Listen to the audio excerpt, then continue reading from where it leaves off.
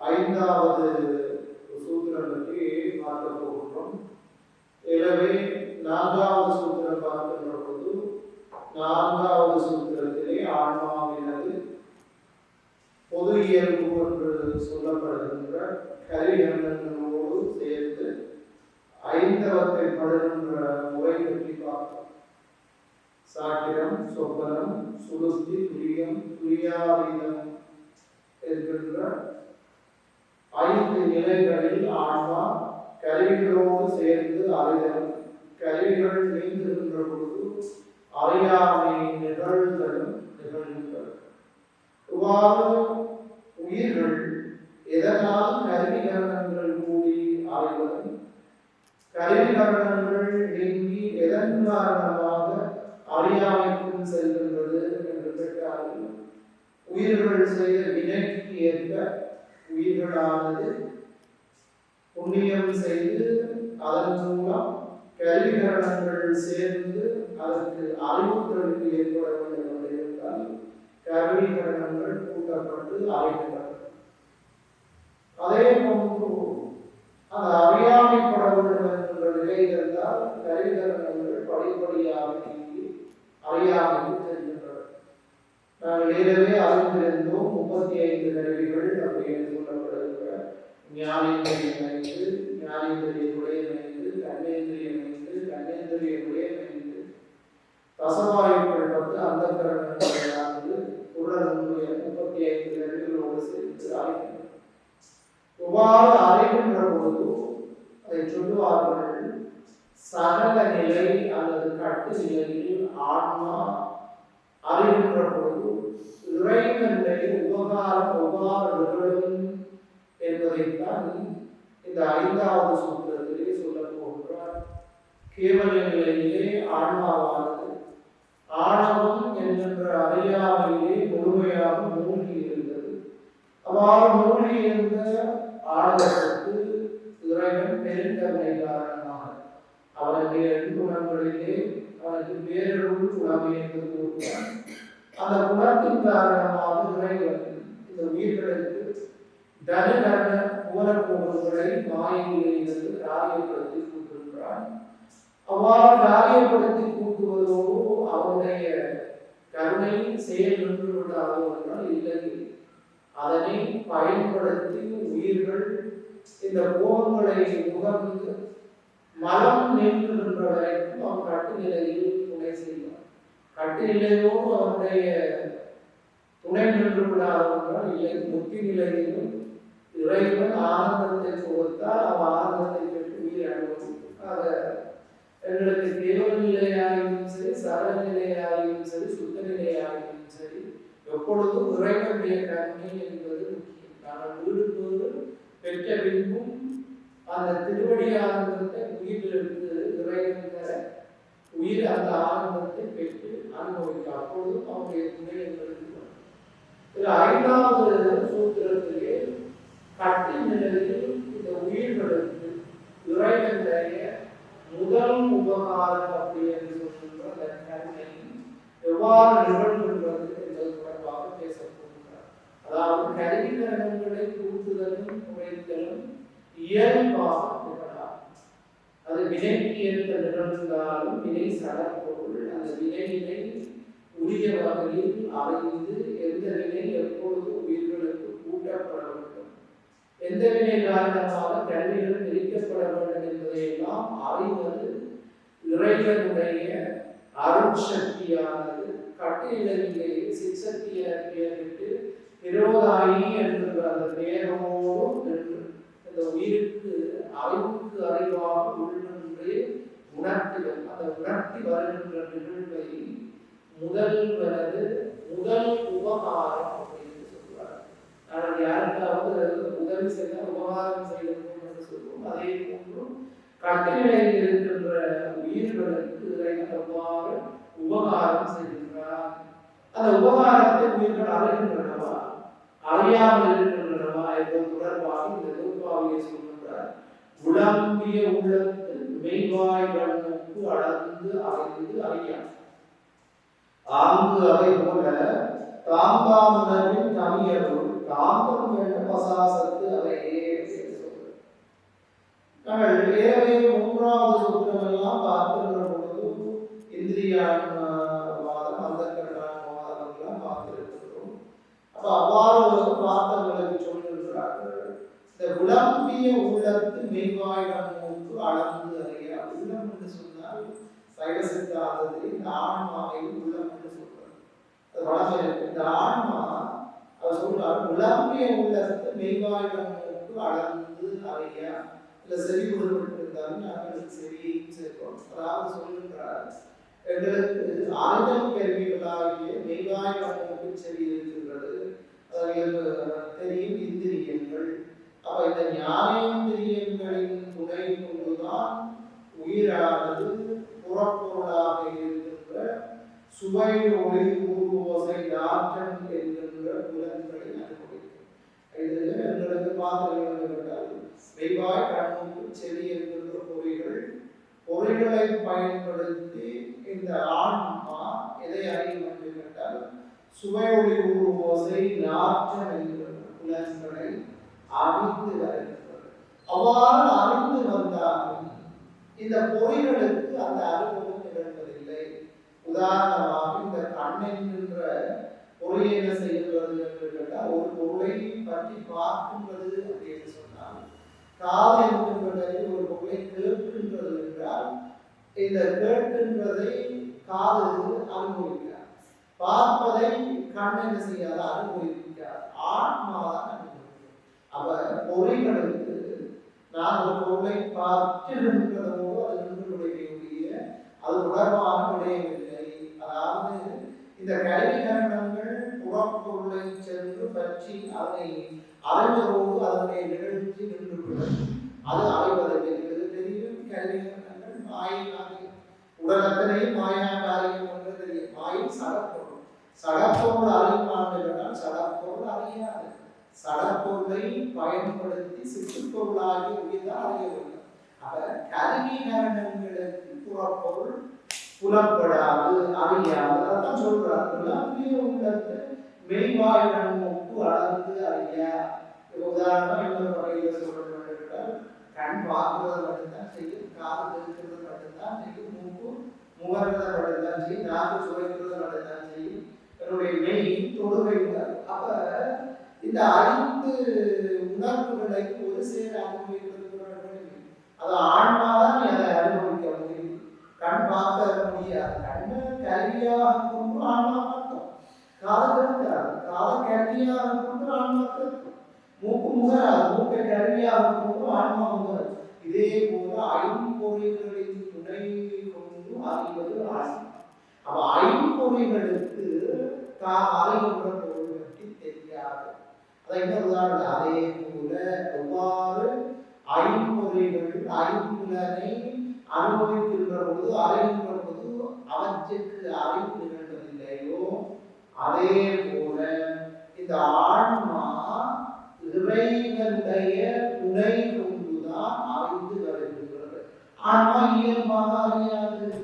நம்ம அடிக்கடி பார்க்கின்றோம், அவனுக்கு ஓர் அணுவும் அசையாது. அவர் இறைவன் அறிவித்தால்தான் உயிர் அறியும். இறைவன் அவன் அறிவித்தால் மட்டும் போதாது, உயிரோடு உடலிருந்து அவன் அனுபவிக்கணும். அவனும் உடலிருந்து அனுபவித்தால்தான் உயிர் அனுபவிக்கும். இல்லாட்டி இந்த அனுபவம் நிகழாது. அவ்வாறு கருவிகரணங்கள் தன்னை செலுத்துகின்ற ஆன்மாவை அறியாது. கருவிகரணங்களுக்கு புறப்பொருளையும் தெரியாது, தன்னை செலுத்துவது ஆன்மான்னு தெரியாது. அவ ஆன்மாவுக்கு தெரியாமல் கருவிகரணங்கள் அனுபவிப்பது போல இந்த உயிர் புறப்பொருளை பற்றி அனுபவிக்கின்றது என்றால் உயிரை செலுத்துவது உயிருடன் இருக்கின்ற திருவருள் அருள் செலுத்தாவிட்டால் ஆன்மா சென்று பற்றார். இந்த கல்வியானங்கள் உடைக்குண்டு ஆன்மா அறிவதால், ஒரு புறப்பொருளை அறிவதால் எங்களுக்கு ஏற்படுகின்ற பயன் என்னவென்றால், இந்த ஆன்மா ஒரு பொருளை அழுந்தி அறிகின்ற போது அதன் காரணமாக இந்த உயிரினுடைய அறிவில் இருக்கின்ற அறியாமை என்கின்ற மரம் படிப்படியாக காரியப்படும். அப்ப இந்த ஆன்மா அறிவதன் மூலம் படிப்படியாக அறியாமை குறைந்துள்ளது. இயல்பாகவே நாங்கள் கல்வி கற்கின்றோம், அறிகின்றோம், படிக்கின்றோம் என்றால் படிப்படியாக அறிவு வளர்கின்றது, அறியாமை நீங்குகின்றது என்பதுதான் பொருள். அப்ப கல்வியரங்களை செலுத்துவது ஆன்மா. அது எங்களுக்கு தெரியும். ஆன்மா செலுத்தினால்தான் கல்வியரங்கள் சென்று புறப்பொருளை பற்றி அறியும். அதே போல இந்த ஆன்மாவை செலுத்துவது இறைவனுடைய திருவருள். ஆன்மாவை செலுத்துவது இறைவனுடைய திருவருள். கல்வியரங்களுக்கு தன்னை செலுத்துவது ஆன்மாவுக்கு தெரியாது. அதே போல இந்த உயிருக்கு தன்னை செலுத்துவது திருவருள் என்பது தெரியாது. மாணவர்களுக்கு ஒரு ஐயம் பெற வேண்டும். சரி, கருவிகரணங்கள் என்று சொல்லப்படுகின்ற மெய்வாய் கண்மூக்கு செவி சடப்பொருள் அல்லவா, அவற்றுக்கு அறிவு வராதிருப்பது இயல்பு. ஆனால் இந்த உயிர் அப்படி அல்லவே. உயிர் என்பது ஒரு சித்துப்பொருள், அறிவுள்ள பொருள். அறிவுள்ள பொருளுக்கு தன்னை செலுத்துவது இறை திருவருள் என்பது தெரியாதான் தெரியாது. ஏனென்றால் எப்பொழுதும் ஒரு பொருளை நாங்கள் அறிய வேண்டும் என்றால் அந்த பொருள் எங்களுக்கு வேறாக இருந்தால்தான் நாங்கள் அந்த பொருளை அறிய முடியும். எங்களோட உடல் இருக்கின்ற பொருளை நாங்கள் அறிய மாட்டோம். நாங்கள் அகமுகமாக நோக்கி நாங்கள் உயிரை ஒருபோதும் அறிவதில்லை. அதே போன்று உயிருக்கு உயிராக இருக்கின்ற திருவருளை நாங்கள் அறிவதில்லை.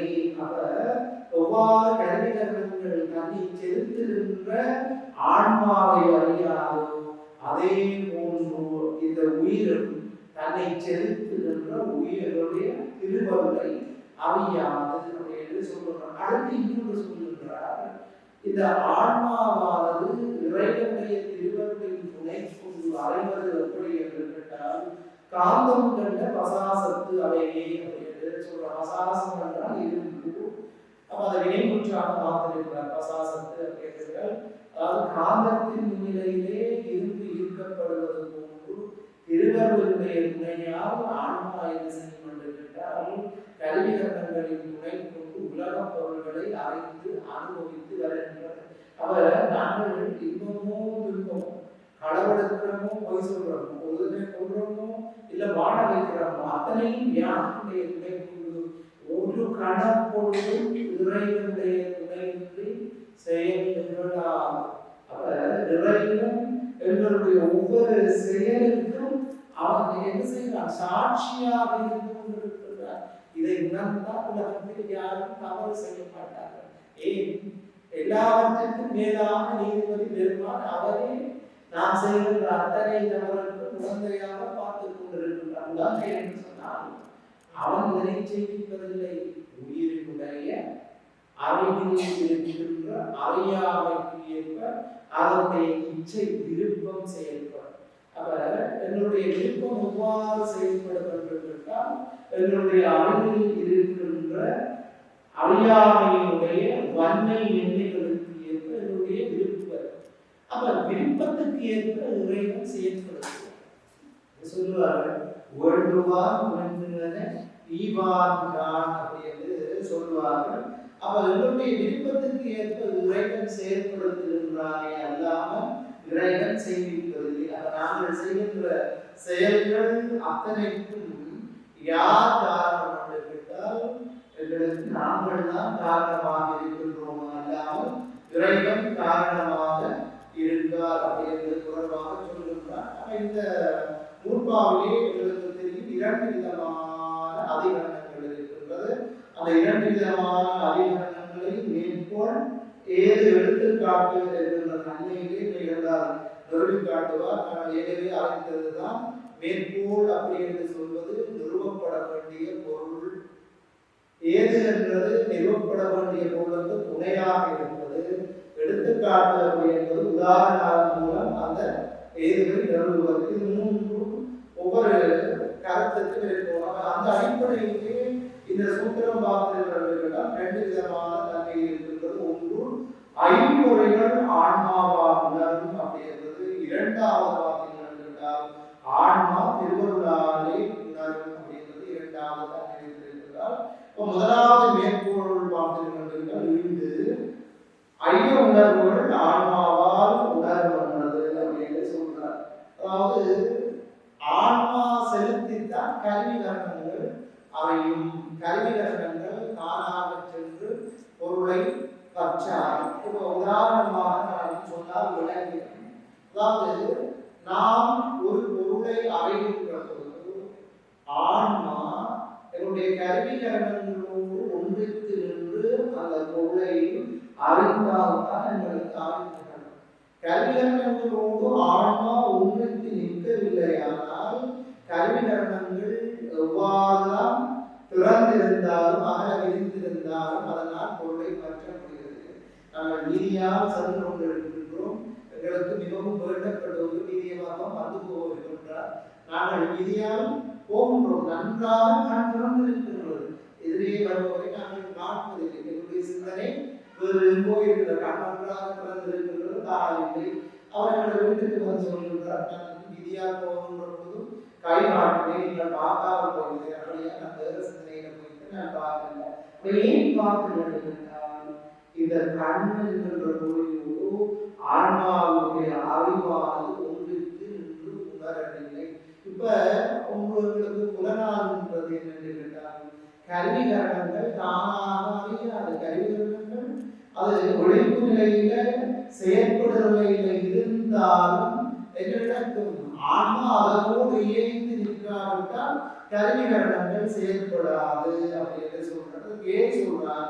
அவற்றினால் ஆன்மா ஒன்றித்திற்காடி அல்லது அவை ஒன்றையும் விடையாக ஒன்றித்து அவ உடன் இயைந்து நின்று கண்டாலே எல்லாம் கருவிகரணங்களால் எந்த விதமான பயனும் இல்லை அப்படின்னு சொல்றோம். நன்றாக நாங்கள் சாதாரணமாக வீட்டில் இருந்து கொண்டிருக்கோம். பக்கத்து வீட்டில் ஏதாவது சீரியல் நன்றாக பார்த்து கொண்டிருந்தால் அல்லது வீடியோகளோடு கலைந்து கொண்டிருந்தால் அல்லது கவலையான சிந்தனைகளில் மூழ்கி இருந்தால் அறிவு நடப்பது எது ஒன்று உணர முடிவதில்லை. அம்மாவுடைய இலக்கணம் அப்படித்தான். என்ன இலக்கணம் என்றால் ஒரு பொருளை ஓரிடத்தில் ஒரு தடவை அழிந்து. அப்ப ஒரு பொருளை மாத்திரம்தான் அறியும் என்றால் மற்ற பொருளை அறியாது. நாங்கள் ஒரு சிந்தனையில் இருக்கின்ற போது மற்ற சிந்தனையில நாங்கள் தேவாட்டம் அதற்கு எடுத்துக்காட்டு கூறுகின்ற போது சொல்றார், ஐம்பொறியை ஆண்டு அரசாய் உலகிக்க ஐம்பொறிகள் உலகம் அறியாதாம். ஐம்பொறியில் காணாதே காணாது காணும் உலகம் காணாதே காணாத்தான் கீழா செவி அப்படி என்று சொல்கின்றார். அது இதுல இன்னொரு உதாரணம் சொல்றார். நான்காவது சூத்திரத்தில் நாங்கள் அதை பார்க்கின்ற போது அந்த கரணம் அவற்றில் ஒன்றொன்றவை சந்தித்ததானோ சரச மரத்து உணராது அமைச்சு அரசு ஈப்பன் என்று ஐந்தவத்தை தேர்கின்றார். அதே கருத்து மாதிரி இங்க சொல்கின்ற பொழுதுவாக ஐம்பொறியை ஆண்டு அங்கு அரசாக உணர்கின்ற அரசன் அக்காணி மண்டபத்திலிருந்து சிறுவர்கள் தனக்கு வேண்டப்பட்டவர்களை ஏறி பொருள்களை ஆழ்ந்து அவன் அதை செயற்படுத்தி வருவது போல ஆன்மா கருவிகரணங்களை செலுத்தி ஏறி தான் செயற்படுத்தினீர்கள் அல்லாமல் கருவிகரணங்கள் தன்னுடைய விருப்பின் பேரில் செயற்படாது. கருவிகரணங்கள் விருப்பின் பேரில் செயற்படாது. ஆன்மா பார்க்க சொன்னாதான் பார்க்கும், ஆன்மா கேட்க சொன்னாதான் கேட்கும், ஆன்மா முகர சொன்னாதான் முகரும். அதான் சொல்லுவார்கள். இந்த கல்வி கரணங்கள் செயற்படி ஆன்மா நடக்கக்கூடாது. ஆன்மா எதை சொல்கின்றதோ அதன்படிதான் கருவிகரணங்கள் கேட்க வேண்டும். நல்ல படங்கள் போட்டு பாருங்க, ஒரு கணம் போடுற மாதிரி, ஒரு காலம் போடுற மாதிரி, ஒரு வாயம் போடுற மாதிரி. அது பொறிகளை நாங்கள் கட்டுப்படுத்த வேண்டும். பொறிகளை கட்டுப்படுத்தாவிட்டால் அதனால் வருகின்ற பெரும் துன்பம் நாங்கள் அனுபவிக்க வேண்டும். எங்களுக்கு அடிக்கடி சொல்லுகின்ற உதாரணம்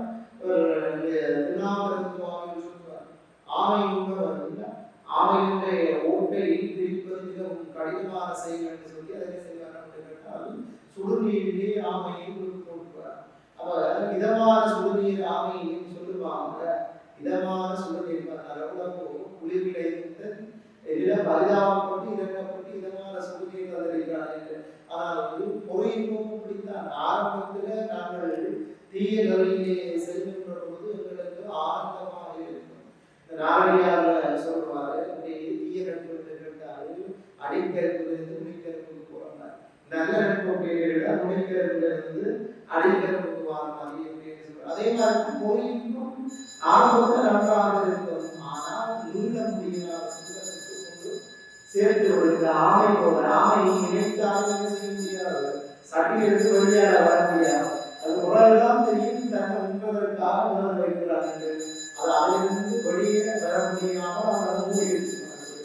அதே மாதிரி நாங்கள் பொறிக்கு அடிமையானால் பொறி உலகத்திலிருந்து எங்களால் உள்ளவும் முடியாது அப்படிங்கிறது சொல்லப்படுகிறது. அப்ப இந்த பொறிக்கு எவ்வாறு சுதந்திரம் இல்லையோ அதே போன்று இந்த ஆன்மாவுக்கும் சுதந்திரம் என்பது திருவருள் துணையோடு தான் கிடைக்க வேண்டும். திருவருள் செலுத்தினால்தான் ஆன்மா என்ன செய்யப்பட்டிருக்கிறால் செலுத்தி திருவருள் செலுத்தாவிட்டால் ஆன்மா என்ன செய்ய முடியாது, சென்று பற்றி அறியாது. எனக்கு புரியாத சம்பந்தர்கள் சொல்லுவார், கூட்டும் நிலை இருந்தால் உன் அருட்சக்தி உன் மதத்தை கூட்டி பிடித்து புசிப்பிக்கும் கேட்டு தெரியாதை எனக்கு வர வேண்டும் என்றுதான் நிச்சயமாக ஒருவருளால் திருவருளால் அவை வந்து சேரும். அதற்காக இதைத்தான் என்று நாங்கள் ஒரு பொழுதும் கேட்டு தெரிய வேண்டியதில்லை அப்படின்னு சொல்வார்கள். இரண்டாவது போதுதான் நிறைய வைத்திருக்கிறார். ஆன்மா உணர்கின்ற பொழுது திருவருளின் துணை கொண்டுதான் உணரும் அப்படின்னு சொல்கிறார். இரண்டாவது போய் சொல்கிறார், இதுவும் தனது முதலாலே உணர்கின்றது. இது மாதிரி மேற்கோள் ஒரு சந்தேகம் இருக்க வேண்டும். சரி, கல்வி கரணங்கள் நான் ஆரம்பத்தில் சொன்னது போன்று கல்வி கரணங்கள் ஆன்மாவால் செலுத்தப்பட்டு அறிகின்ற பொழுது கல்வி கரணங்கள் சடப்போம். ஆனால் ஆன்மா சித்துப்பொருளாக இருக்கின்றபடியால் சித்துப்பொருள் அறியலாம் தானே அப்படின்றால் சித்துப்பொருளும் அறியாது. ஆன்மாவுடைய அறிவு அப்படின்றது இறைவன் அறிவித்தால் தான் இறைவன் அறியக்கூடிய பொருள். அப்ப இறைவன் அறிவிக்காவிட்டால் ஆன்மா அறியாது. இறைவன் அறிய வேண்டியதில்லை. அனைத்து பொருள்களையும் ஒரு சேர அறிகின்ற தன்மை இறைவனுக்கு உண்டு. ஆன்மா அப்படி ஞான கல்வி என்றால் ஞான கல்வி அப்படி வெளிஞானம் செய்யப்படுகிறது. சைவ சித்தாந்தத்தில் ஓதல், ஓதிவித்தல், நட்பொருளை கேட்டல், கேட்பித்தல், சிந்தித்தல், இறைவன் அடைவிக்கும் எளிஞான பூசை. உண்மையான பூசனை என்று கேட்டால் இந்த ஞான நூல்களை ஓத வேண்டும், ஓதிப்பிக்க வேண்டும், கேட்க வேண்டும், கேட்பிக்க வேண்டும். அதில் என்ன சொல்லப்பட்டது என்பதை சிந்திக்கிறோம். வித்தியாசத்தில் எளிஞானம் செய்துதான் இறைவனுடைய திருவடியை அடைவிக்கக்கூடிய நன்மாற்றம் அப்படின்னு சொல்றதை ஞான கல்வி அப்படின்றது எங்களுக்கு இன்றைக்கு கிடைப்பது என்று பெரும் அறிவுதான் சொல்லப்படுவது. இது பார்க்கின்றது நல்ல இடத்தை பார்க்கின்றது அருமையான பாடல்கள் இந்த ஞான கல்வியெல்லாம் கொடுக்க மாட்டாங்க. அதாவது கரவாகிய கல்வி உள்ளார் சென்று இரவாமை கொள்ளும் என்று சொல்றார். கரவாமை கல்வி உள்ளார் கல்வியை மறைத்து வைத்து கட்டணை மறைத்து வைப்பது பெரும் குற்றம். முருகப்பெருமான் இருக்கிறார். அப்படி கரவாகிய கல்வி உள்ளார்களை சென்று இரவாமை வேண்டும் கதற முடிய இருக்கிறார். அப்ப இரவாமை வேண்டும் என்று கேட்டார்கள். என்ன செய்யணும்? இறைவன் மெய்ப்பொருள் ஞானத்தை சிவகுருவாக இருக்கிற நீதான் எனக்கு தர வேண்டும் அப்படின்னு விண்ணப்பம் செய்கிறார். அப்ப நாங்கள் கட்ட வேண்டும், கட்ட தடைப்படாமல் பிறருக்கு நாங்கள் கொடுக்க வேண்டும். இது இரண்டாவது ஏது சொல்றது, இவ்வான்மா தன்னாரை உணர் இந்திரியங்களை போல தான் தன்னை உணராது நிற்றலில் அப்படி என்று சொல்கின்றார். அதாவது ஐம்பொறிகளால் வர பயன் ஐம்பொருள்கள் கொண்டு ஒரு பொருளை அறிகின்றோம் என்றால் அதனால் வருகின்ற பயனை யார் அனுபவிப்பார்? ஐம்பொருள்களால் வருகின்ற பயனை அனுபவிப்பது ஆன்மா. ஆன்மா தானே. அப்ப ஆன்மா ஐம்பொருள்களை செலுத்துகின்றது. அவ செலுத்துகின்ற கருவிகளின் மூலம் வருகின்ற பயனை அனுபவிப்பது ஆன்மா. சரி, அப்படி என்று கேட்டால் ஆன்மாவை யார் செலுத்துகிறது என்று கேட்டால் ஆன்மாவை திருவருள் செலுத்துகிறது பார்க்கிறார்கள். திருவருள் செலுத்த ஆன்மா அறிகின்றது. அவர் திருவருள் செலுத்த ஆன்மா அறிகின்றார். ஆன்மா அறிவதால் வரும் பயனை யார் அனுபவிப்பது? அவர் கருவிகளால் வரும் பயனை ஆன்மா அனுபவிப்பது போல திருவருளால் செலுத்தப்பட்டு ஆன்மாவுக்கு வரும் பயனை இறைவன் அனுபவிப்பாரான் என்றால் இந்த இறைவன் ஒரு நாளும் அனுபவித்தார். இன்ப துன்பத்தை இறைவன் அனுபவிப்பதில்லை. உயிர்களுக்கு மட்டும்தான் இன்ப துன்பம் அனுபவிக்கும். அதாவது சரியான சித்தியா சொல்கின்ற போது உயிர்தான் சிவானுபவம் ஒன்றினுக்கே உரித்தார் அப்படின்னு சொல்றார். சிவானுபவத்தை திருவடி இயக்கத்தை யார் அனுபவிக்கலாம் என்றால் வாசப்பொருள்கள் சடப்பொருள்கள். சடப்பொருள் அனுபவிக்கிறார்கள். இறைவன் சித்து பொருள். இறைவன் அனைத்தையும் ஒரு சேர அறிந்தவன். அவன் அறிய வேண்டியதில்லை. அவன் தான் ஆனந்தம். அவன் தனித்தான் அனுபவிக்க மாட்டான். அவன் ஆனந்தத்தை அனுபவிப்பதற்கு யார் உண்டு அப்படிங்கிறத பாரசீக அளவையினால் இந்த பாசத்தை நீக்கிவிட்டால் இறைவனையும் நீக்கிவிட்டால் எஞ்சி இருப்பது ஆன்மா. ஆன்மாதான் என்ன செய்ய முடியும்? திருவருள் ஆனந்தத்தை அனுபவிப்பதற்கு உறுதியை அல்லாமல் வேறு என்ற பொருள். இறைவன் அனுபவிக்க மாட்டான். இறைவன் அனுபவிக்க அது இறைவன் உயிருக்கான அனுபவம். இறைவன் அனுபவிப்பது எதற்காக என்பதற்காக உயிரினுடைய அறிவு தெளிவு பெற வேண்டும் என்பதற்காக.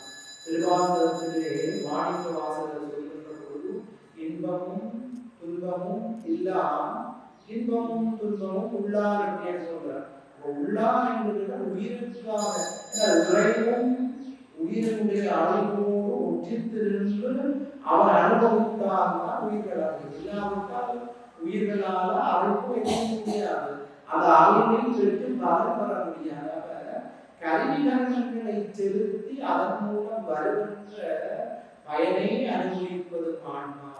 திருவருளால் செலுத்தப்பட்ட ஆன்மா அதன் மூலம் வருகின்ற பயனையும் ஆன்மாதான் அனுபவிக்குமே அல்லாது திருவருள் அனுபவிக்கிறது என்றால் ஆன்மாவுக்கு தான் யாரையாக இருக்கு. இதற்கு ஒரு நல்ல உதாரணம் சொல்றாங்க. மண்ணு சிவன் சந்நிதியில் மற்றுலகம் செலுத்தித்தறிந்த மறையின் இயல்புமானதான் சொல்ல சிவன் கண்டால் உளம் வினையால் கண்டறிந்து இருக்கின்றான். நான் சிவ அசத்தை என்று அவ இல்ல எடுத்துக்காட்டுல பார்த்தீங்கன்னா இடை நடு நடை என்கின்ற 3 இடங்களையும் சிவன் பற்றி சொல்கிறார். மண்ணு சிவன் சந்நிதியில் மற்ற உலகம் செலுத்தித்தது என்றும் மறையில் இயல்பு மறைந்தாய். மறைகள் கூறுகின்ற பொழுது கூறுகின்றது இறைவன் நெருப்பிகாரி அப்படிங்கிறது வேத வாக்கியம். நெருப்பிகாரி அப்படின்றால் ஒரு பொருளை அனுபவிக்கின்ற பொழுது அல்லது அவைகின்ற பொழுது ஆன்மா விகாரங்கள். இவர்களுக்கு ஒரு வீதியால் வருகின்றோம் என்று கேட்டால் வீதியிலே ஒரு ஆக்சிடென்ட் நிகழ்கின்றது. அதை நாங்கள் பார்க்கின்றோம் என்றால் அதன் மூலம் வருகின்ற ஆக்சிடென்ட் மூலம் நாங்கள் அறிவு வருகின்ற பொழுது அந்த அறிவு சரியா எங்களுக்கு ஏதாவது துன்பம் நிகழ்ந்து கேட்டால் துன்பப்படுவோம். எங்களுக்கு விகாரங்கள் நாங்கள் வருகின்ற பொழுது ஒரு நிகழ்வுகளை கண்டு கேட்டால் அதன் மூலம் இன்பம் தரும். விகாரம் ஆன்மா கருவிகரணங்கள் கொண்டு அறிகின்ற பொழுது அந்த விகாரம் ஆன்மாவுக்கு உண்டு. ஆனால் திருவருள் அப்படி அறிவதில்லை. திருவருள் அறிவதும் செயல்படுத்துவதும் சந்தர்ப்ப மாற்றத்தை நினைத்த மாத்திரத்திலே காரியப்படுத்துவார்கள். நினைத்த மாத்திரத்திலே அனைத்தையும் ஒரு சேர அறிவார். அப்படின்னு இறைவன் விகாரப்பட மாட்டான். அதாவது வேதங்கள் இறைவனுக்கு நிர்விகாரி அப்படின்னு விகாரம் இல்லாத நாங்கள் மாறுபாடு அடைகின்ற விகாரம் உயிர்களுக்கு உண்டு. நாங்கள் எதை அறிந்தாலும் ஒன்று ஆனந்தப்படுவோம் அல்லது துன்பப்படுவோம். ஆனால் இறைவனுக்கு இன்பமும் இல்லை துன்பமும் இல்லை. அது வேதங்கள் சொல்லுகிறது. அவர் கேட்கின்றார்கள், ஏற்கனவே வேதங்கள் இறைவனை நிர்விகாரி என்று சொல்லியிருக்கின்றது. அதை அறியாமலா ஆன்மா அறிகின்ற பொழுது அந்த அறிவை இறைவன் பயன்படுத்துகின்றார் என்று இருக்கின்றாரே.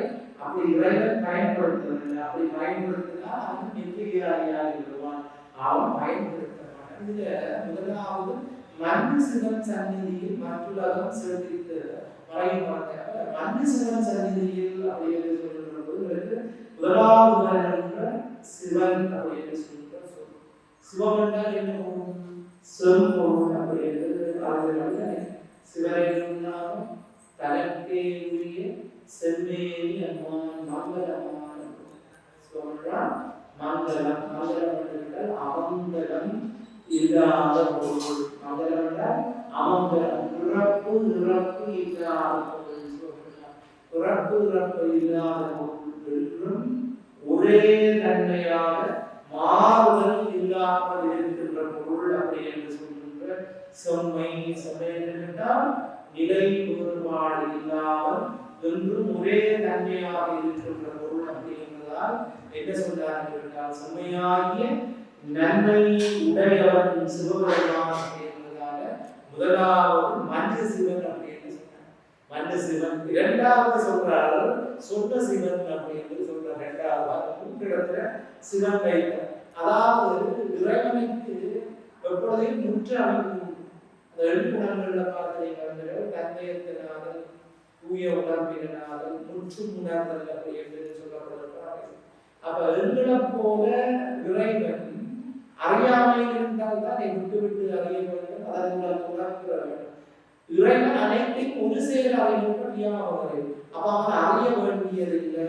அப்ப அதனால் இறைவன் பேரறிவு உடையவன் என்பதை கூறுகிற ஆசிரியர் பேரறிவு உடையவன் என்பதை கூறுவதற்காக சொன்னான் சிவன் அப்படின்னு சொன்னார். இறுதியாக எண்ணான் சிவன் அப்படி அப்படின்னு சொல்வதற்கு காரணம் என்று கேட்டால் இந்த உயிர்கள் இயல்பாகவே பாசங்களில் கட்டுள்ளது. அதுதானே ஆழம் என்கின்ற அறியாமையில் கட்டுண்டு மூழ்கி இருப்பதால் உயிர் என்ன செய்ய வேண்டும்?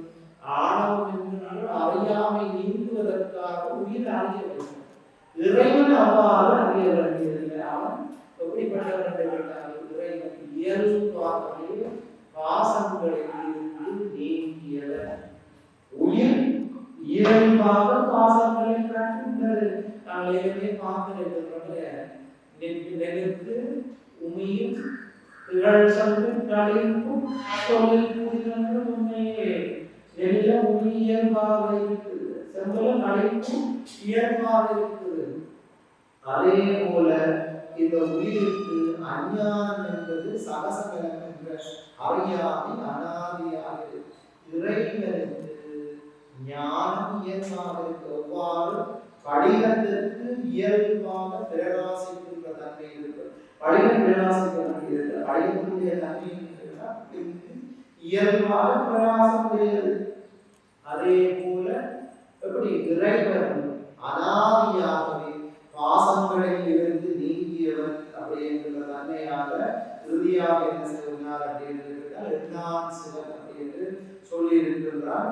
அடுத்தது பார்க்கலாம். இப்படி இறைவனால் அவர்களுடைய அருள் சக்தியால் அறிகின்ற இந்த உயிர்களானது உணர்த்தப்படுகின்ற உயிர்களானது அவனோடு எவ்வாறு இயங்கி நின்று அறியும் அப்படிங்கிற கேள்விக்கு விடை சொல்கிறார். அதாவது இறைவனுடைய அருள் சக்தியின் துணை கொண்டுதான் ஆன்மா அறியும்.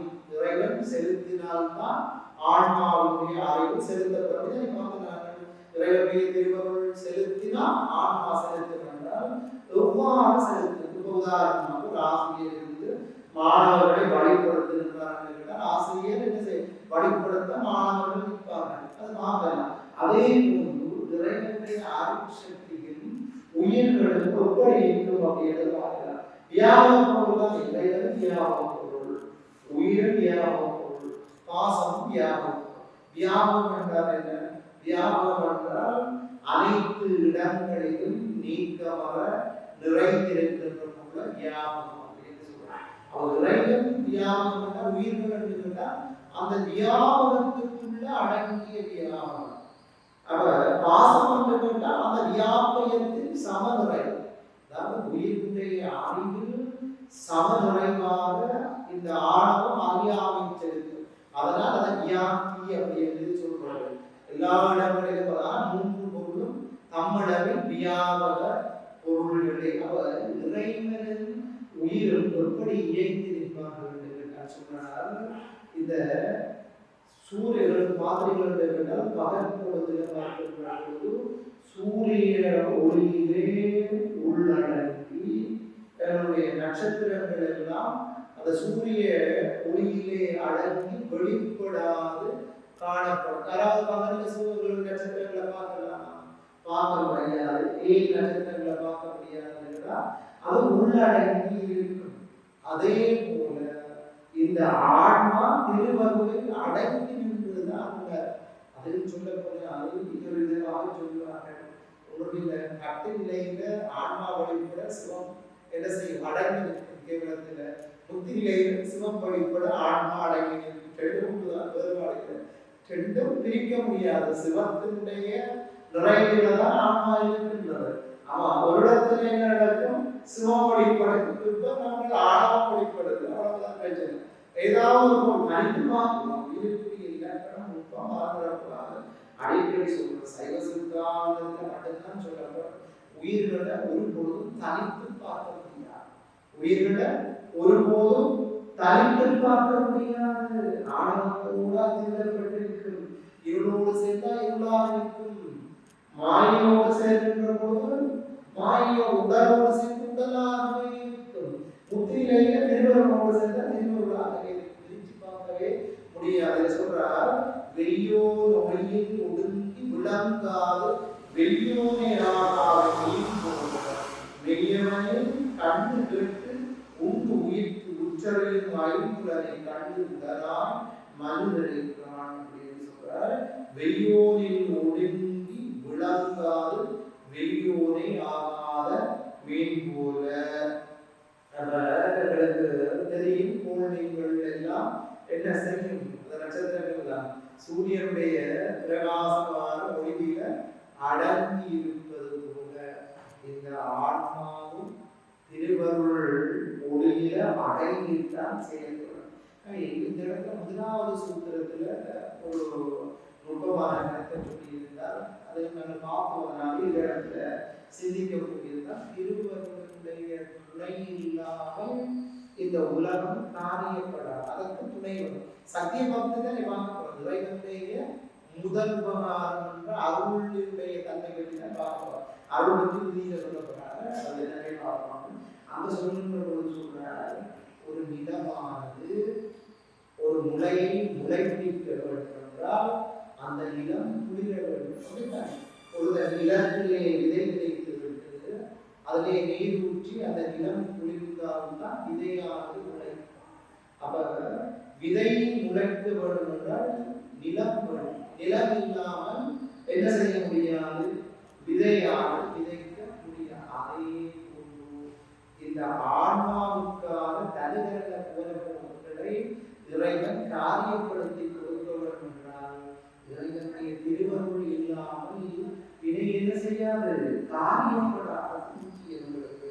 நிலம் துணை இல்லாமல் நிலத்தினுடைய குளிர்ச்சித்தன்மை இல்லாமல் விதையானது முளைப்பதில்லை. அதே போன்று இறைவனுடைய அருளுடைய துணை இல்லாமல் உலகம் காரியப்படாது. அப்ப இறைவன் பஞ்சநித்தியம் செய்கிறான் என்று பஞ்சநித்தியத்திற்கும் யார் காரணம்? சக்தி தான் காரணம். அம்மா இல்லாமல் இறைவனால் எதையுமே செய்ய முடியாது. அவங்க வருகிறார்கள்.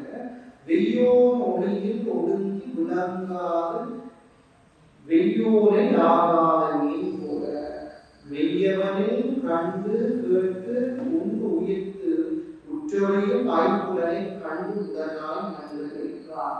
அவர் திருவருளுடைய துணை கொண்டுதான் ஆன்மா ஐம்புறைகள் மூலம் எதை செய்ய முடியும்? சுவைகளில் ஊற்று ஓசை என்கின்ற தன்மாத்திரைகளை அறிந்தும் கேட்டும் தர முடியும் அல்லாமல் பிறகு இல்லை அப்படி என்று சொல்கின்றார்.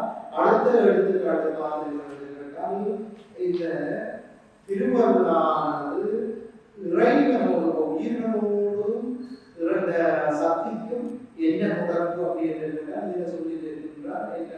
இந்த சூரிய ஒளியினுடைய வியாபகத்திற்குள்ள அடங்கி இருக்கின்ற தன்னுடைய விண்மீன்கள் அப்படின்னு சொன்னார். இன்னொரு வகையும் ஞாபகம் இருக்கும் பொழுது 2வது சூத்திரம் சொல்லுகிற பொழுதும் அவையே தானையா இருவினையில் போக்குவரக்கூடிய ஆடையும் நீக்க அவையால் தானையால் அவையே தானையா என்று பார்க்கிறாங்க. அதாவது இந்த உயிர்களோடும் இறைவன் ஒன்றாகவும் வேறாகவும் உடலாகவும் அத்யுதப்பட்டிருக்கின்ற ஒரு சக்தி என்று சொல்லப்படுவார். இறைவன் உயிர்களோடு அத்யுதப்பட்டிருக்கின்ற பொழுது அவனுக்கு சக்தி என்று சக்தி திருவரும். அதே போன்றுதான் இறைவனுக்கு இந்த சக்திக்கும் இடையில தொடர்பு என்ன? முதல் இறைவனுக்கும் சக்திக்கும் இடையில என்ன தொடர்பு கேட்டால் அதைத்தான் சைவ சித்தாந்தம் சொல்லுகிற தாதாத்மிய சம்பந்தம் அப்படின்னு சொல்லலாம். உயிர்களுக்கும் இறைவனுக்கும் உள்ள தொடர்பு அத்வைத சம்பந்தம் என்பது போல இந்த இறைவனுக்கும் சக்திக்கும் உள்ள சம்பந்தம் தாதாத்மிய சம்பந்தம். தாதாத்மியம் என்றால் பிரிக்க முடியாத சம்பந்தம். இதனால எடுத்துக்காட்டு சொல்கின்றார், அருள் உண்டாம் ஈசற்கு அது சக்தி என்றே, அருளும் அவன் இல்லை, அருள் என்று அவர் அன்றே இல்லை, அருள் கண்ணா கண்ணுக்கு இரவி போல் இருக்கும் அரண் சூரியனில் இருந்து சூரியனுடைய ஒளியை வேறுபடுத்தி பார்க்க முடியாது. சூரியனுடைய ஒளி வேறல்ல. ஆனா பார்த்துக்கிட்டு சூரியன் அங்க இருக்கு, சூரியனுடைய ஒளி இங்க வரைக்கும் இருக்கு. வேறு பார்த்தாலும் ஆனா பிரிச்சு பார்க்க முடியாது. நான் சூரியனுடைய ஒளியோடு சேர்ந்து பார்த்தால்தான் சூரியனை காண முடியும். சூரியனுடைய ஒளி வேறாக வரலாம், ஆனால் சூரியனை விட்டு பிரிக்கலாம். ரெண்டே பிரித்து பார்க்க முடியுமா? சூரியனோட ரெண்டும் பிரிக்க முடியாத ஒன்றாக இருக்கின்றது. இரவி போல் அருட்கண்ணா கண்ணுக்கு இரவி போல் நிற்கும் அரணி. அப்ப சூரியனும் சூரியனுடைய ஒளியையும் பிரித்து பார்க்க முடியாதது போல இறைவனையும் அவருடைய சக்தியையும் பிரித்து பார்க்க முடியாது. அதில் சொல்லிக் அருண்னா ஈசற்கு அது சக்தி என்று அப்படின்றார். அவர் இறைவன் இந்த கட்டு நிலையில் இருக்கின்ற உயிர்களுக்கு முதல் உபகாரம் என்கின்ற தனது பெருந்தன்மையின் மூலம் அருள் செய்கின்றார்.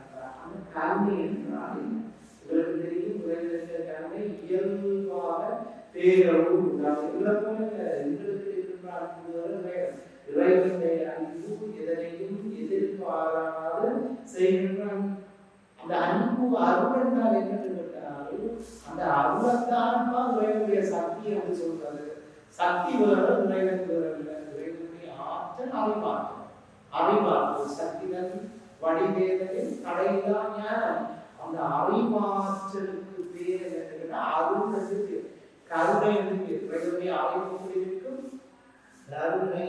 அதாவது நாங்கள் தத்துவத்தில் சொல்லுகின்ற போது அறிவுடைய முதிர்ச்சி என்று கேட்டால் அருள். அறிவுடைய முதிர்ச்சி அருள். அனைவருக்கு நீங்கள் உங்களுக்கு அறிவு இருக்கான்னு கேட்டால் ஒரு தெளிவாக இல்லை. எங்களுக்கு அறிவு இருந்தால் எங்க வரணும்? அறிவுடைய வெளிப்பாடு என்ன? அருள் இருக்க வேண்டும். வாடிய மயிரை கண்ட போதெல்லாம் வாடினே அப்படின்றது. மற்ற உயிர்கள் துன்பப்படுகின்ற பொழுது எனக்கு என்ன அவரை விட அவர் அனுபவிக்கிறார்கள் அவர்கள் கூடாது. இயல்பாக உன்னுடைய மனம் கசைத்து உருக வேண்டும். அறிவுடைய வெளிப்பாடு என்ன? எல்லா முளைப்பாலும் ஏந்திரையால் கண்ணீர் என்று சொல்றார். அப்ப கண்ணீர் கரமான இருந்தால் தாய்மை கேட்டால் குழந்தை கேட்டால் கால் வர வேண்டும். சரியாதே அவ கரம் சுரக்க வேண்டும். அறிவுடைய வெளிப்பாடு அன்பு. அன்பு இல்லையா உயிர்களிடத்துல அவனுக்கு அறிவு எதிர்கொள். சரியாதே அவ கொஞ்சம் நான் இயல்பான வாழ்க்கையில எப்படி கொஞ்சம் உடனாளிகள் அவன் பிரச்சனை அறிவு அறிவு இருந்தால் அவன் என்ன செய்வான் இயல்பாக கருணை உள்ளமாக இருப்பான். அறிவுனா ஈசற்கு அது சக்தி என்று இறைவனுடைய பெருங்கருணை தான் அம்மாவாக அருள் சக்தியாக இருக்கிறது. கருணை இல்லாமல் எங்களுக்கு இயல்பாக வாழ்க்கையில் இறைவனுடைய கருணைக்கு அன்றைக்கு பால் கொடுத்திருக்கிறார். சும்மா அதாவது திருவிழாவில் பிள்ளைய மண்ணிக்குட்டிக்கு பால் கொடுக்கிற பெருங்கருணை தேவர்களாலும் காண முடியாத தேவாதி தேவன் பன்மைக்கு இறங்கி பால் கொடுக்குறாங்க. அதோட கருணை இல்லை பன்மைக்கு மட்டும் பால் கொடுத்தாரா ஒரு ஆளுக்கு பால் கொடுத்தார் இறைவன்.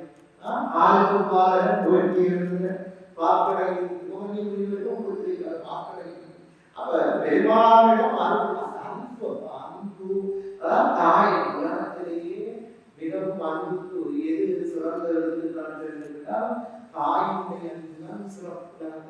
அந்த தாயமும் சில உலகங்களை என்ன செய்யக்கூடாது போலியாக போய்விடுது. என்னிடம் பேப்பர்ல பீகார்ல 2 வயதுக்குரிய பசங்களுக்கு கொடுத்தாலும் இதோட விட்டு போட்டிருந்தாங்க. கலிபத்துல பெரும்பாலும் அப்படிதான் நம்ம ஓட்டு அன்பு அப்படிங்கிறது சொல்றது இயல்பாக அருளாக வர வேண்டும். அது பிரிப்பில்லாமல் இருக்கும் அந்த சக்தி என்று அருளும் அவனுக்கு இல்லை. அவர் இறைவன் சக்தி என்று இறைவன் இல்லை, இறைவன் என்று சக்தி இல்லை.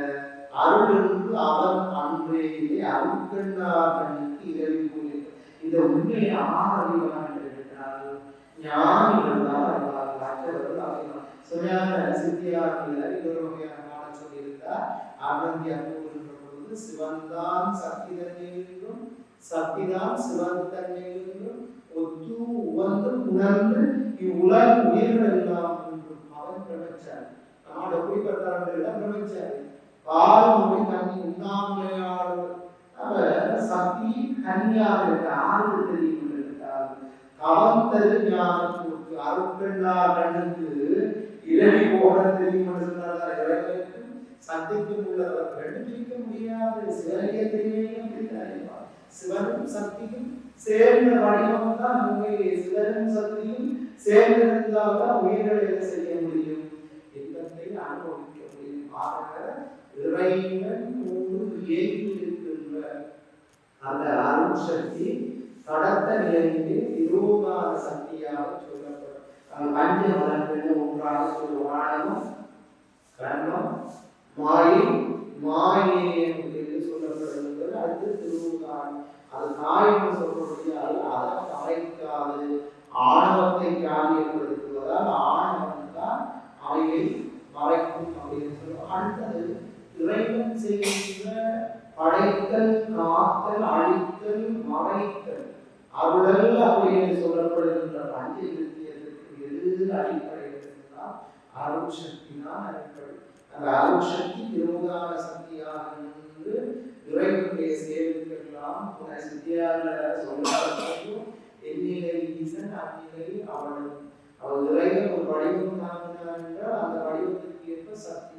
உதாரணமாக இறைவன் சதாசனாக இருந்தால் இறைவன் மரணமணியாக ஒரு சக்தி தான்.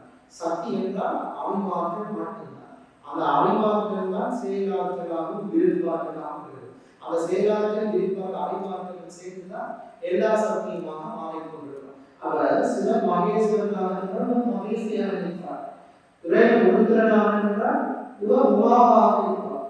அவன் திருமாலாக இருந்தால் அவர் திருமணம் சொல்லப்படுகின்ற திருமணனாக இருப்பார். அவர் பிரமனாக இருந்தால் அவர் அதே ஒரே சக்தி தான்.